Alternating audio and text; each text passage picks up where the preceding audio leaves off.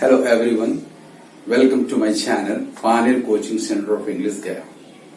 Students, I am going to deal with MCQ multiple choice questions on active passive voice, generally asked in SSC examinations.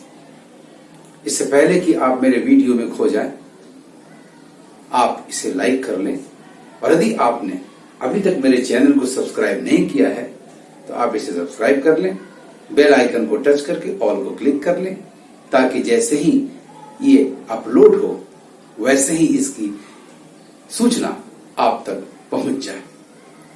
आइए topic पर चलते हैं। The first question is the first sun dried the garbage for 1 to 3 days to bring down the moisture level. आपका active में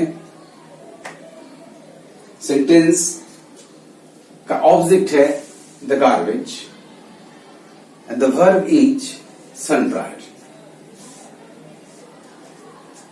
secondly we have an adverb phrase.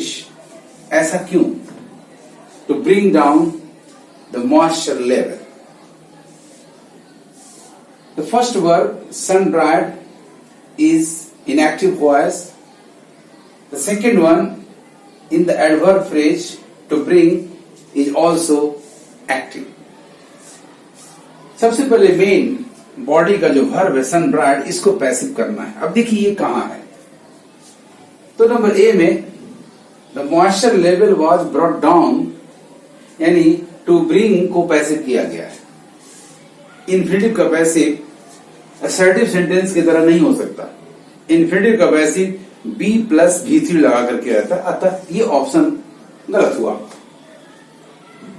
Number B, 1 to 3 days of sun drying brought down the moisture level of the garbage. यह क्रिया कहीं passive नहीं की गई है. एक तो सन ड्राई को आपने वर्ब से हटाकर ऑप्शन में वर्ब से हटाकर जीरन में चेंज कर दिया गया है और इन्फिनिटिव वर्ब को फिर असर्टिव रूप में ला दिया गया है. This is not correct. Number C, the moisture level of the garbage came down. यहां भी क्रिया पैसिव नहीं हुई. When it was sun dried for 1 to 3 days. चूंकि यहां भी आपकी क्रिया सन ड्राई को पैसिव नहीं किया गया और आपका ऑब्जेक्ट द गार्बेज को सब्जेक्ट नहीं बनाया गया, so this is also not correct.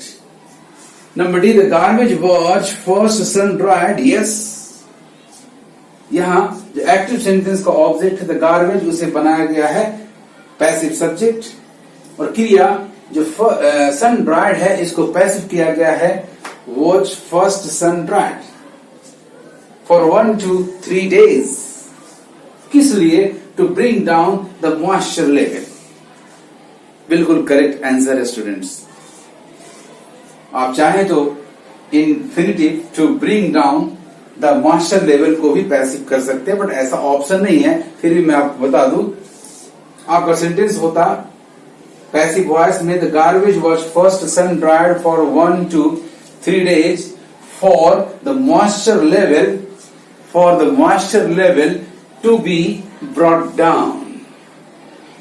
This is the way how to select the right option in the MCQ on active passive. Now come to number 2. Women like men to flatter them. Women like men to flatter them. अब यहां देखें, object है main और यहां flatter का object है दे. अब इसको पैसिव करें तो ऑप्शंस को देखें आप.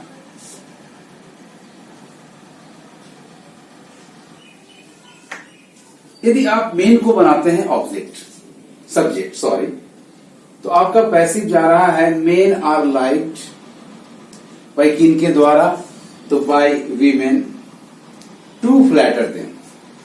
जो कि सीधी हो रही है कि वीमेन एक्चुअली इसे चाहते हैं, मेन को नहीं चाहते हैं, और ये काम किसके द्वारा होना चाहिए? मेन के द्वारा। जबकि ऑप्शन नंबर ए में लाइक किसे किया गया? तो men are liked by women. ये चीज पकड़ना है आपको। एक्चुअली एक्टिव वॉइस में वर्ब का रियल ऑब्जेक्ट कौन बनकर आ रहा है, उसी को बना देना पैसिव सब्जेक्ट।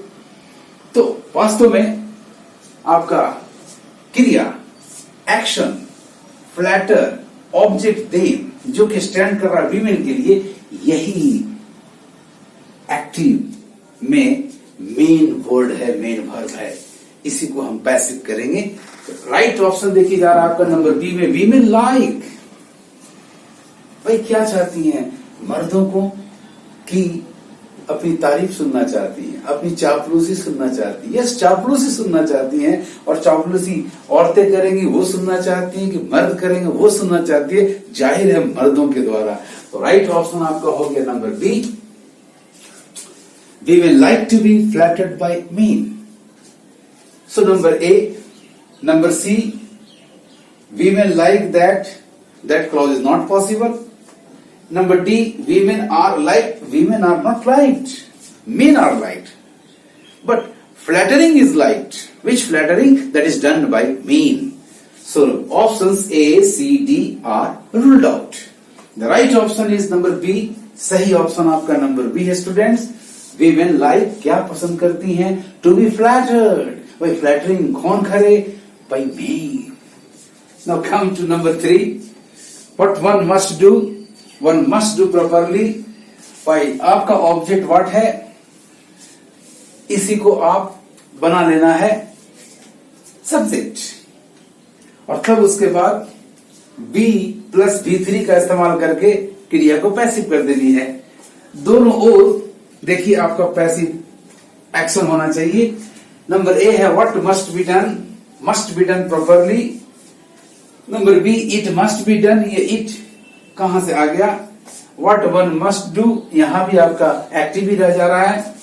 नंबर सी में फिर इट आकर हमें परेशान कर रहा है, it is useless, it is futile.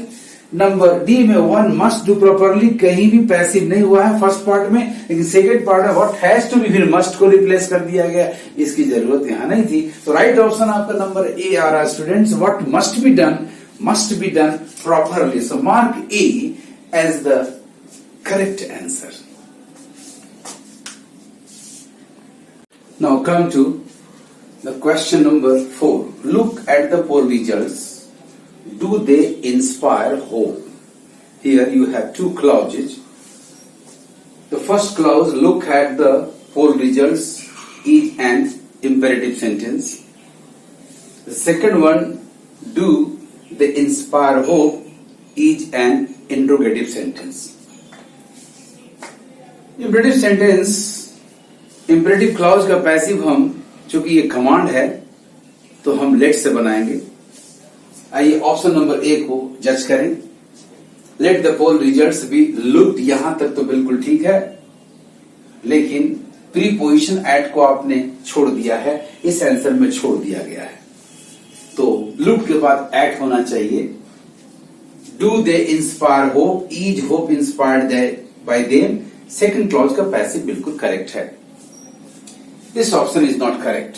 Number 2, number B, let the poll results be looked at, यहां बिल्कुल सही है फर्स्ट क्लॉज का passive. Let the poll results be looked at, has hope been inspired by them, यहां गलत हो गए, क्योंकि आपका एक्टिव वॉइस में ये प्रेजेंट इंडेफिनिट है, तो पैसिव परफेक्ट टेंस से कैसे बनेगा।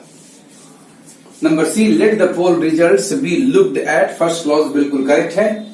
Is hope being inspired by them, ये तो कंटिन्यूअस टेंस का पैसिव स्ट्रक्चर है, रॉन्ग हुआ। Answer number D, let the poll results be looked at, first clause correct. Is hope inspired by them, second clause is also correct. So right answer is option number D. Look at the poll results. Do they inspire hope? It will be, let the poll results be looked at. Is hope inspired by them? Now come to the next question. Question number 5. It is your duty to make tea at 11 o'clock. It is your duty. जहां भी आप किसी के duty को, किसी के work को refer करें कि ये काम करना आपका काम है, ये बनाना आपका काम है, दरवाजा खोलना आपका काम है, तो हमेशा ये एक एक्सपेक्टेशन होता है कि आप ऐसा करेंगे। ये एक एक्सपेक्टेशन होता है कि आप ऐसा करेंगे, तो आपकी क्रिया एक्सपेक्टेड या सपोज्ड होनी चाहिए। ये ड्यूटी एक्सप्रेशंस में ध्यान रखना है। आइए ऑप्शंस को देखें। Number A, you are asked to make tea at 11 o'clock, ये तो कमांड का पैसिव होगा। Number B, you are required to make, no, ये कोई रिक्वायरमेंट की बात नहीं है।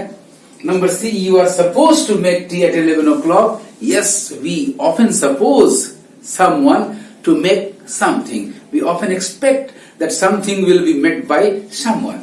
So right answer is number C. You are supposed to make tea at 11 o'clock. Number D, tea is to be made by you at 11 o'clock. ये infinitive का passive संभव नहीं है। आपको मेरा ये वीडियो कैसा लगा कमेंट करेंगे और इसे शेयर करेंगे। Thank you for watching my video.